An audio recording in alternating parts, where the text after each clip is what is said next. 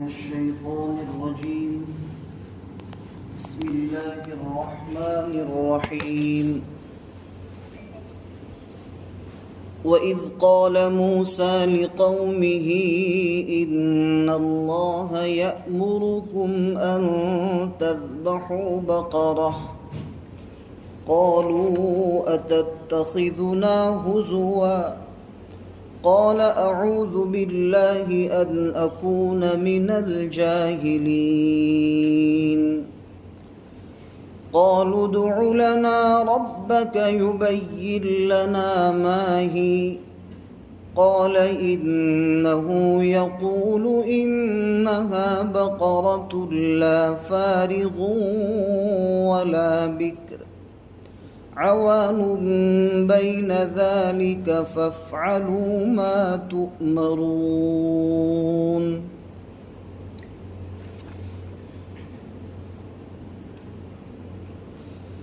اور وہ زمانہ یاد کرو جبکہ حضرت موسیٰ علیہ السلام نے اپنی قوم سے یوں فرمایا کہ بے شک اللہ تبارک و تعالی تم کو حکم دیتے ہیں کہ تم ایک بیل کو ذبح کرو.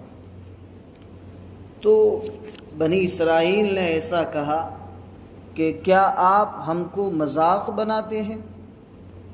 حضرت موسیٰ علیہ السلام نے فرمایا میں اللہ کی پناہ مانگتا ہوں اس بات سے کہ میں مذاق کر کے جاہلین میں سے ہو جاؤں.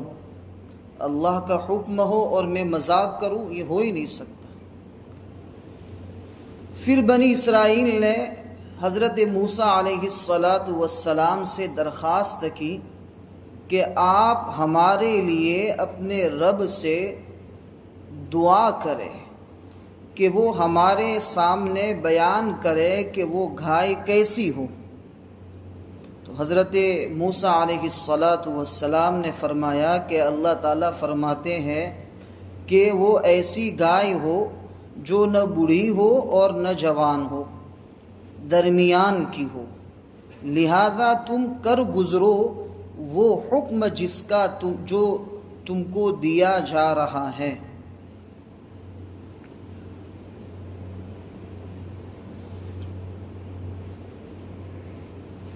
یہ پورا ایک صفحہ جو ہے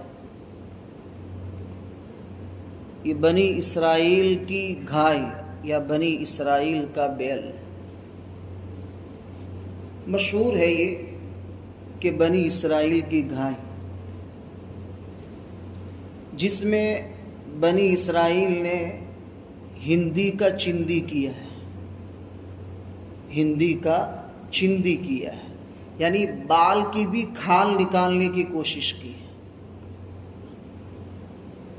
اصل میں یہ ایک واقعہ ہے، وہ کس پس منظر میں ہے اس کو سمجھنا پڑے گا. بنی اسرائیل میں ایک شخص کا قتل ہو گیا. اب کس نے قتل کیا یہ کسی کو معلوم نہیں تھا. اب یہ کیوں قتل ہوا اس کے بارے میں دو قول ہیں. ایک شخص کو ایک عورت سے محبت ہو گئی، ایک لڑکی سے محبت ہو گئی، تو وہ شخص اس لڑکی کے باپ کے پاس گیا اور لڑکی کے باپ سے ایسا کہا کہ مجھے آپ کی لڑکی سے نکاح کرنا ہے. تو اس کے باپ نے انکار کر دیا.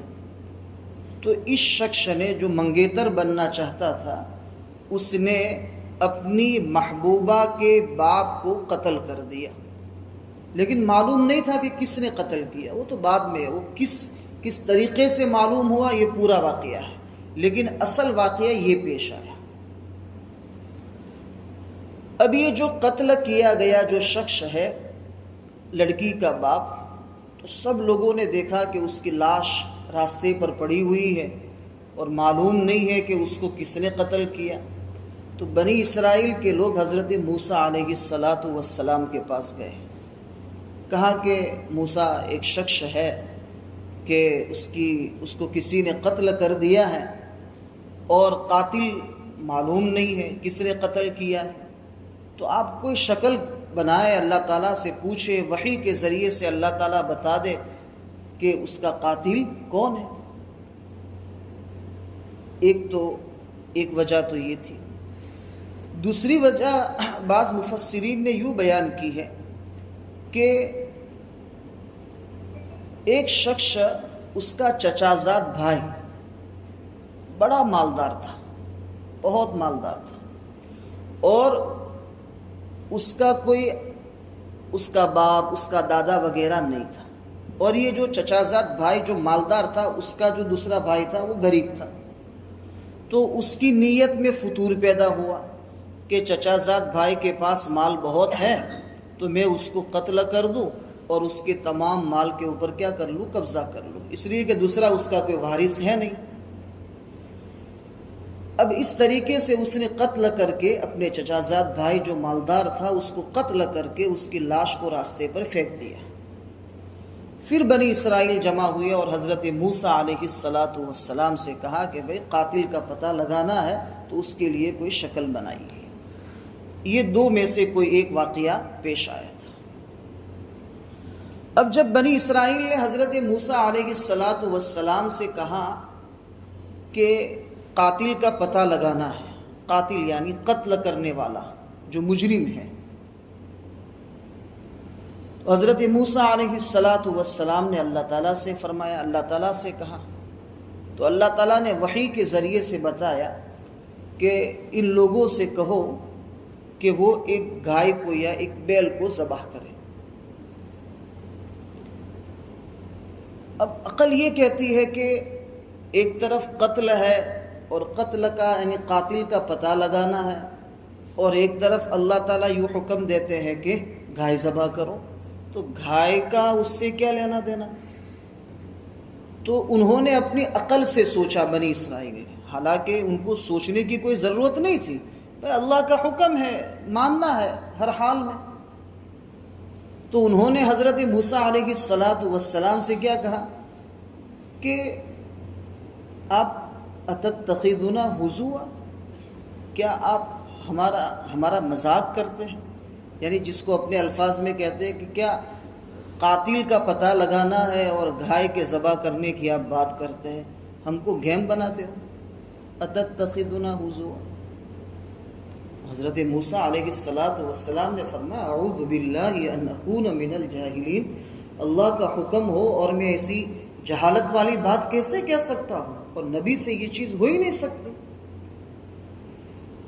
حدیث پاک میں آتا ہے کہ جب اللہ تعالیٰ نے ان کو کہہ دیا کہ بھئی گائے ذبح کر لو، بیل ذبح کر لو، تو اب ان کو آگے کوئی سوال کرنے کی ضرورت نہیں تھی۔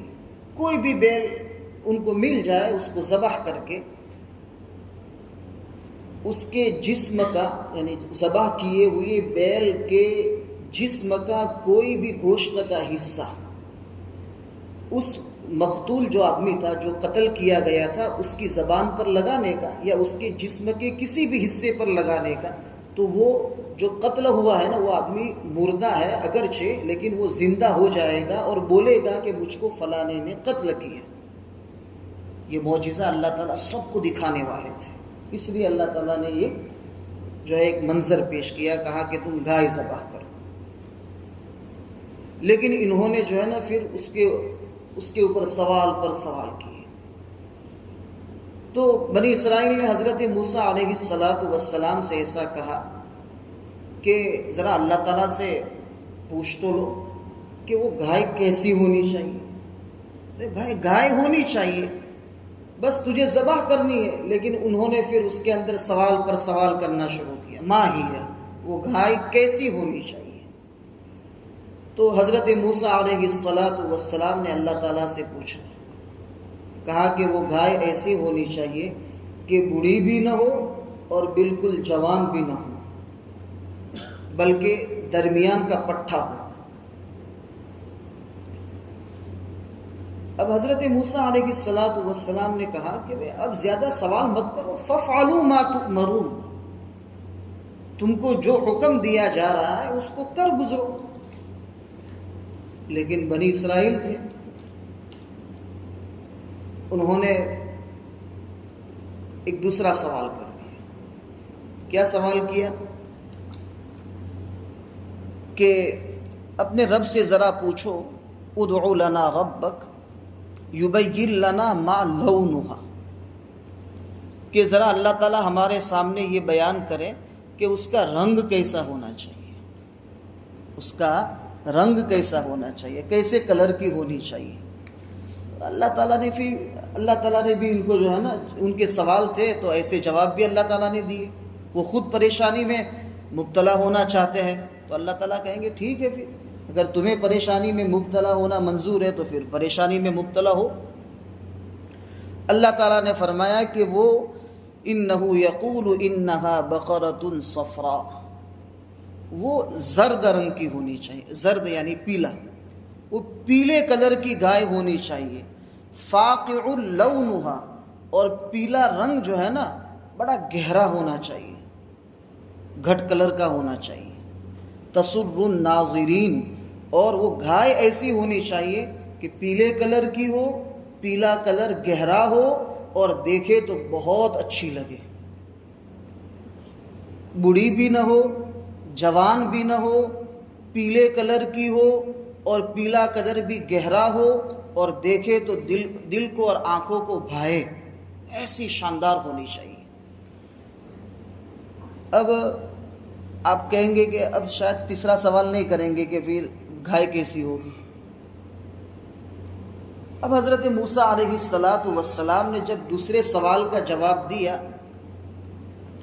تو انہوں نے کہا کہ ذرا اپنے رب سے پھر سے پوچھو نا کہ وہ گائے کیسی ہونی چاہیے، ہم کو تو کنفیوژن ہو گیا. ان البقرۃ شابہ علینا، گائے ہم پر مشتبہ ہو گئی، کنفیوز ہو گئے ہم کہ کیسی ہونی چاہیے، پیلی ہونی چاہیے کہ بوڑھی نہیں ہونی چاہیے کہ جوان نہیں ہونی چاہیے، کیسی ہونی چاہیے، ہمیں تھوڑا اور کنفیوژن ہو گیا ہے. تو اللہ تعالیٰ نے پھر اور زیادہ جو ہے نا ایک قدم آگے بڑھا کے ان کو اور تھوڑا پریشانی میں مبتلا کر دیا. چونکہ وہ پریشانی میں مبتلا ہونا چاہتے ہی تھے، لیکن تیسری مرتبہ انہوں نے ایک کام یہ کیا کہ جب موسیٰ علیہ السلام سے سوال کیا تو انہوں نے کہا انشاءاللہ اب مان لیں گے. اس سے پہلے دو سوال میں انشاءاللہ نہیں کہا، اس لیے سوال پر سوال پیدا ہوا.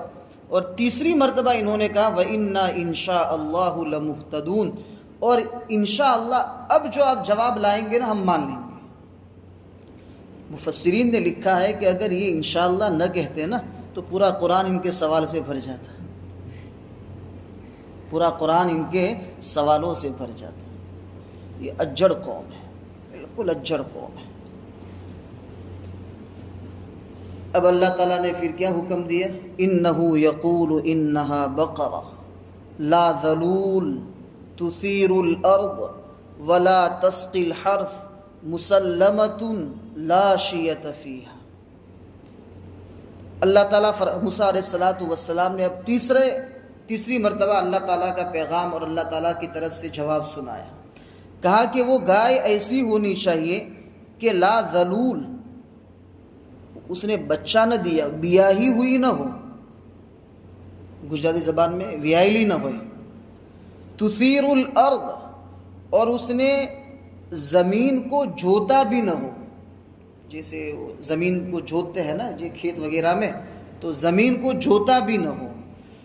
اور ولا تسقی الحرث، اور اس نے کھیت کو پانی بھی نہ پلایا.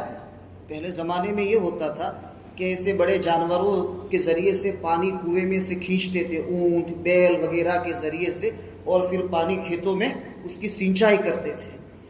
تو یہ گائے ایسی ہونی چاہیے کہ اس نے زمین کو بھی نہ جوتا ہو اور اس کے اوپر پانی لاد کر کھیت کو بھی پلایا گیا نہ ہو. اور تیسری چیز ہے مسلمتن، اس میں کوئی عیب نہ ہو، کوئی عیب نہ ہو، بے عیب ہو.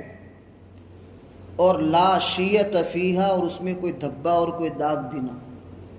تم سوال کرتے ہو نا تو جواب بھی لیتے جاؤ. پھر اب آپ خود سوچیں کہ یہ گائے کیسی ہو گئی. اب ہم اگر اس کو تلاش کرنا چاہیں تو کہاں ملے گی؟ لیکن اللہ تعالیٰ نے جب یہ شرطیں لگائی تو معلوم ہوا کہ اس وقت ایسی گائے کہیں نہ کہیں موجود تھی، لیکن وہ ایک ہی گائے تھی جو ایسی تھی۔ اب یہ لوگ تلاش کرنے کے لیے نکلے، کہا کہ ہاں اب جو ہے نا یہ 3 سوال کے جواب آ گئے، اب جو ہے ہمیں اطمینان ہو گیا، اب ہمیں سمجھ میں آ گیا کہ گائے کیسی ہونی چاہیے، بوڑھی بھی نہیں، جوان بھی نہیں، درمیان کی، پیلی اور پیلا پن گہرا، دیکھنے والے کو اچھی لگے، بیاہی ہوئی نہ ہو، کھیت کو یعنی زمین کو جوتا بھی نہ ہو، کھیت کو پانی بھی نہ پلایا ہو، بے عیب ہو اور کوئی داغ نہ ہو۔ اب یہ لوگ تلاش کرنے کے لیے نکلے، اب دیکھا کہ کہیں ایسی گائے تو ملتی نہیں ہے، جہاں بھی گائے دیکھتے ہیں تو اس میں کوئی نہ کوئی ان میں سے کوئی ایک کمی رہ جاتی ہے، پوری کی پوری ایسی گائے ملتی نہیں ہے۔ اب یہ تلاش کرتے کرتے کرتے اس بستی سے اس بستی میں، اس شہر سے اس شہر میں چلے، دیکھا کہ ایک چھوٹا سا بچہ ایک گائے چرا رہا ہے جنگل میں۔ دیکھا کہ اس بچے کے پاس گئے تو اس بچے سے کہا کہ بیٹا یہ گائے مجھے خریدنی ہے ہم کو، اب یہ گائے ہم کو بیچ دو، تم جتنی قیمت کہو گے اتنی ہم دیں گے۔ تو بچے نے کہا کہ میں چھوٹا سا بچہ ہوں، مجھے گائے کی قیمت کا کوئی اندازہ نہیں ہے، اور میں کوئی بھی کام کرتا ہوں اپنی والدہ سے مشورہ کر کے کرتا ہوں، اور جو میری والدہ کہتی ہے اسی کے اوپر میں عمل کرتا ہوں۔ تو یہ لوگ جو ہے اس کی والدہ کے پاس گئے، کہا کہ تمہارے پاس جو گائے ہے وہ گائے ہم کو خریدنی ہے۔ تو والدہ نے کہا کہ مجھے یہ گائے نہیں دینی، اس لیے کہ میرے شوہر کا انتقال ہو گیا ہے، اور یہ میرا ایک بچہ ہے، اس کی میں پرورش کر رہی ہوں، اور یہ گائے ہے کہ اس کا دودھ دو کر ہم ماں بیٹا جو ہے اپنے گھر اپنے جو ہے پیٹ کی ضروریات کو پورا کرتے ہیں، اس لیے اس گائے کی ہم کو ضرورت ہے، اس لیے اس گائے کو ہم نہیں بیچ سکتے۔ اب یہ اور تلاش کیا، کہیں نہیں ملی، پھر سے وہاں واپس آئے، اسی بچے کے پاس دیکھا کہ وہ جنگل میں چرا رہا ہے۔ تو اس بچے سے کہا کہ یہ گائے ہم کو دے دو، تو اس نے کہا کہ میں نہیں دے سکتا جب تک ماں سے نہ پوچھو۔ تو کہا ماں سے پوچھ کے آؤ، تو کہا کہ ماں منع کرتی ہے۔ پھر تیسرے دن پھر سے اس بچے کے پاس گئے، اور اللہ کی طرف سے اس عورت کے دل کے اندر یہ الہام ہوا کہ یہ بنی اسرائیل کے لوگ اسی گائے کی تلاش میں ہیں جو آپ کے پاس ہے، آپ جتنی قیمت مانگیں گے وہ آپ کو دیں گے، تو آپ اتنی قیمت مانگنا کہ اس کو جب ذبح کیا جائے تو ذبح کرنے کے بعد اس کا چمڑا جو چوڑا کیا جاتا ہے نا، جیسے بڑے جانور کو ہم ذبح کر کے اس کا چمڑا پورا چوڑا کر دیتے ہیں، پورا چمڑا بھر کے سونا دو۔ تو اب یہ لوگ گئے تو کہا شرط لگائی، کہا کہ میں اس گائے کو آپ کو دینے کے لیے تیار ہوں، لیکن قیمت اس کی جو ہے اس کا چمڑا بھر کے سونا۔ اب انہوں نے تو بہت تلاش کیا تھا، کہیں ایسی گائے تو نظر نہیں آئی، اور وہاں جو آدمی مرا پڑا ہے، جس کی لاش پڑی ہے، اس کو مارنے والا کون ہے اس کو معلوم کرنا ہے، اور اس کو معلوم کرنے کے لیے یہی گائے خریدنا ضروری ہے، اور شرط اور قیمت ایسی کہ بڑی مشکل سے ادا کر سکتے۔ انہوں نے کہا چلو منظور ہے، تو پوری گائے کی کھال بھر کر انہوں نے سونا اس گائے کی قیمت میں دیا۔ سیدھے مان لیتے، پہلی مرتبہ کہا کہ بھئی گائے ذبح کرو، اگر ذبح کر لیتے تو یہ سب پریشانی اٹھانی پڑتی۔ اور مفسرین نے لکھا ہے، بعض تفسیروں میں لکھا ہے کہ اللہ تعالیٰ نے اس بچے کو جو گائے چرا رہا تھا اس کو اتنا سارا مال اس لیے دیا کہ یہ اپنی والدہ کا فرما بردار تھا کہ وہ جو بھی کام کرتا تھا اپنی والدہ سے پوچھ کے کرتا تھا. اس لیے اپنی والدہ کی فرما برداری کی وجہ سے اللہ تعالیٰ نے اس کو اتنا مال دیا کہ اس کی نسلوں کی نسلیں کھائے گی. اور یہ لوگ سوال پر سوال کرنے لگے تو اللہ تعالیٰ نے پھر ان کو پریشانی میں ڈال دیا اور اس بستی سے اس بستی میں لے گئے. تو اس سے معلوم یہ ہوتا ہے کہ اللہ کے حکم کے سامنے سر جھکا دینا چاہیے، پھر اس کے اوپر کوئی سوال نہیں کرنا چاہیے، اور والدین کی اطاعت کرنا چاہیے. جو والدین کی اطاعت نہیں کرتا وہ دنیا میں بھی ذلیل ہوتا ہے اور آخرت میں بھی ذلیل ہوتا ہے، اور جو اطاعت کرتا ہے اللہ تعالیٰ اس کو دنیا میں بھی عزت دیتے ہیں اور آخرت میں بھی اللہ تعالیٰ اس کو عزت دیں گے. اور بعض مفسرین نے لکھا ہے کہ جو اولاد اپنے والدین کی اطاعت کرتی ہے تو اللہ اس کی اولاد کو، یعنی اطاعت کرنے والی اولاد کی اولاد کو اللہ تعالیٰ کسی کا محتاج نہیں بناتے. عجیب بات ہے. وَأَمَّا الْغُلَامُ فَكَانَ أَبَوَاهُ مُؤْمِنَيْنِ فَخَشِينَا أَن يُرْهِقَهُمَا. 16ویں پارے میں اس کی تفسیر میں لکھا ہے کہ والدین اگر نیک ہوتے ہیں تو اللہ ان کی اولاد کو کبھی ذلیل نہیں کرتے اور ان کو عزت والی زندگی دیتے ہیں. اللہ تعالی ہم سب کو اپنے والدین کا فرما بردار بنائے. اب یہ لوگ لے کر آئے اور لے کر آنے کے بعد پھر انہوں نے اس گائے کو ذبح کیا، اور ذبح کرنے کے بعد اس کے اندر سے گوشت کا ایک ٹکڑا لے کر جو آدمی مرا ہوا تھا، مقتول تھا، اس کے اوپر لگایا اور اس نے کہا کہ مجھ کو فلاں شخص نے قتل کیا. اتنا بولا اور فوراً وہ آدمی مر گیا. یہ تو مرا ہوا ہی تھا، لیکن وہ گائے کا ایک گوشت کا ایک ٹکڑا اس کے جسم کو لگایا تو اس نے کہا کہ مجھ کو فلاں شخص نے قتل کیا، اور پھر اس کے بعد وہ آدمی مر گیا. اب اس شخص نے جب کہا تو تمام لوگوں کو پتہ چلا کہ بھئی اس آدمی کو قتل کرنے والا تو اس کے گھر کا آدمی ہے. اب پھر اس کے بعد جس آدمی نے قتل کیا تھا اس کو پھر قصاص میں اس کو قتل کیا گیا. جو آدمی کسی مسلمان کو قتل کرتا ہے بغیر کسی وجہ کے تو قصاص میں، بدلے میں اس کو بھی کیا کر دیا جاتا ہے؟ قتل کر دیا جاتا ہے. دارالاسلام میں، ابھی ایسا ٹرائی نہیں کرنے، دارالاسلام کی بات ہے، یہ تو دارالحرب ہے. تو پھر اس کے بعد اس کے چچا کے لڑکے کو یا وہ آدمی جو منگیتر تھا اس کو پھر کیا کر دیا گیا؟ قتل کر دیا گیا.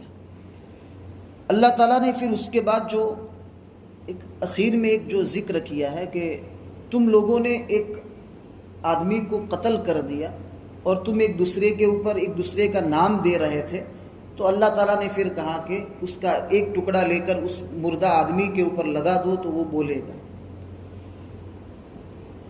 عقل یہ کہتی ہے کہ اللہ تعالیٰ تو اس بات پر بھی قادر تھے نا کہ سیدھا اس کو تھوڑی دیر کے لیے زندہ کر دے اور پھر اس سے یہ کہلوا دے کہ بھئی مجھے قتل کرنے والا فلاں شخص ہے. اللہ تعالیٰ نے اتنا سارا یعنی جو ہے ان لوگوں سے مشقت کیوں کروائی؟ ایک سوال تو یہ ہے. اور دوسرا سوال یہ ہے کہ حضرت موسیٰ علیہ السلام جیسے بڑے نبی موجود تھے، اللہ تعالیٰ سے پوچھ لیتے، وحی کے ذریعے سے اللہ تعالیٰ بتا دیتے کہ اس شخص کا قاتل کون ہے، قتل کرنے والا کون ہے. تو حضرت مفتی شفیع صاحب نے لکھا ہے کہ یہ ہماری عقل کہتی ہے، لیکن اللہ کی حکمت یہ ہے کہ اس طریقے سے ان کو جو ہے گائے کے ذبح کرنے کا حکم دیا جائے اور ان کے سوال پر جواب دیا جائے، اور ایک ماں کے فرما بردار بچے کو اللہ تعالیٰ خوب مال دے. یہ سب حکمتیں اس میں تھی، اس لیے اللہ تعالیٰ نے جو ہے ان کو یہ حکم دیا کہ تم گائے کو ذبح کرو. عقل تو یہ کہتی ہے کہ اللہ تعالیٰ کہہ دے، اس سے کہلوا دے. دوسری چیز یہ ہے، اس کا دوسرا جواب یہ ہے کہ اللہ تعالیٰ ایک مردہ آدمی جو سب کے سامنے مرا ہوا ہے اور اس کے جسم پر گائے کا ایک گوشت کا ٹکڑا لگا کر وہ آدمی بول رہا ہے اور سب دیکھ رہے ہیں، گویا کہ ان کو اللہ تعالیٰ دنیا میں یہ دکھا رہے ہیں کہ اللہ تعالیٰ مردے کو زندہ کرتے ہیں. تو گویا کہ یحیی الموتى یعنی مردوں کو زندہ کرنے کا لائیو جو ہے نا ان کو نقشہ دکھایا گیا ہے، تاکہ یہ لوگ اللہ کی ذات کے اوپر ان کا ایمان اور مضبوط ہو کہ دیکھو ایک گوشت کے ٹکڑے سے اللہ تعالیٰ نے ایک مردہ کو زندہ کر دیا، تو اللہ تعالیٰ مردے کو زندہ کرنے پر قادر ہے. تو اللہ کی ذات پر ان کا ایمان اور مضبوط ہو، اس لیے اللہ تعالیٰ نے ان کو یہ سب چیزوں کا حکم دیا. ترجمہ دیکھ لو خالی کہ مسلمۃ لا شیۃ فیہا، بے عیب ہو، اس میں کوئی داغ نہ ہو. انہوں نے کہا کہ اب حق بات آپ لائے. پھر انہوں نے اس کو ذبح کیا گائے کو، اور وہ ذبح کرنے کے موڈ میں تو نہیں تھے. اور جب کہ تم نے ایک جان کو قتل کیا پھر تم ایک دوسرے کا نام دھرنے لگے، اور اللہ تعالیٰ کو ظاہر کرنا تھا وہ جس کو تم چھپاتے تھے، یعنی جو قاتل تھا وہ جو چھپا رہا تھا. پھر ہم نے کہا کہ اس کے ایک ٹکڑے کو لے کر اس مردہ آدمی کے اوپر لگاؤ، پھر اس کے بعد وہ زندہ ہو گیا. اسی طریقے سے اللہ تعالیٰ مردہ لوگوں کو زندہ کریں گے اور تم کو اپنی نشانیاں دکھاتے ہیں. اللہ تعالیٰ تم کو اپنی نشانیاں دکھاتے ہیں تاکہ تم لوگ سمجھو کہ اللہ تعالیٰ کتنی بڑی قدرت والے ہیں، انسان کی حیثیت کیا ہوتی ہے، اور اللہ تعالیٰ کس طریقے سے انسان کو پیدا کرتے ہیں، اور پیدا کرنے کے بعد اس کو بچہ، پھر جوان، پھر بوڑھا، اور پھر موت دیتے ہیں. پھر ایک وقت آئے گا کہ اللہ تعالیٰ اس کو دوبارہ کیا کریں گے؟ زندہ کریں گے. دنیا کے اعمال کا اللہ حساب لیں گے. تو ایک چیز جو آپ کے سامنے ہوئی، یعنی بنی اسرائیل کے سامنے جو چیز ہوئی کہ ایک مردہ آدمی زندہ ہوا، اس سے آپ کو عالم قیامت اور اپنی زندگی کی تمام چیزوں میں اللہ کی قدرت آپ کو سمجھ میں آ جائے گی. اللہ تعالیٰ ہمیں بھی اپنی قدرت سمجھائے اور اپنی قدرت کے اوپر جو ہے مضبوط ایمان ہو، ایسی توفیق عطا فرمائے. اور اللہ تعالیٰ قرآن کریم کی برکت سے ہم سب کے دلوں کو اور ہم سب کی قبروں کو منور فرمائے، اخلاق کو بہتر بنائے، جنت الفردوس میں داخلہ نصیب فرمائے، جہنم سے ہم سب کی حفاظت فرمائے. اللہ تعالیٰ قرآن کے علوم سے اور اس کے برکات سے، اس کے انوارات سے ہم سب کو مستفید فرمائے. سبحان ربک رب العزت عما یصفون وسلام علی المرسلین والحمد للہ رب العالمین.